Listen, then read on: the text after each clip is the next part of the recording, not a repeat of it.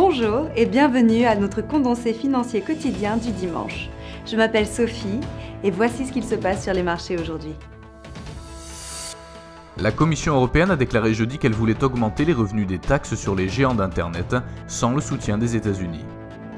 Le dollar a continué d'augmenter après ses gains contre le yen jeudi alors que la Fed dévoilait son programme pour mettre fin à la relance datant de la dernière crise et laissait entendre qu'une autre hausse des taux arrivait.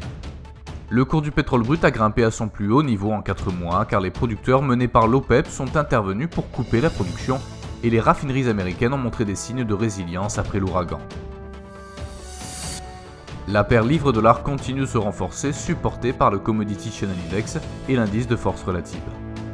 La paire dollar-yen semble décidément haussière, le RSI donne un signal haussier, l'Average Directional Index montre un élan haussier grandissant.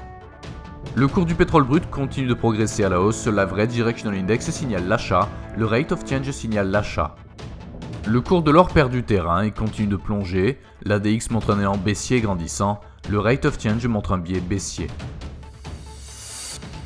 L'indice d'activité industrielle de la Fed de Dallas aux États-Unis sera publié lundi à 14h GMT, le produit intérieur brut de la Grande-Bretagne mercredi à 8h30 GMT, les dépenses personnelles de consommation de référence aux États-Unis jeudi à 12h30 GMT, le produit intérieur brut annualisé aux États-Unis jeudi à 13h30 GMT, le taux de chômage en Allemagne vendredi à 8h GMT et l'indice des prix à la consommation dans la zone euro vendredi à 10h GMT.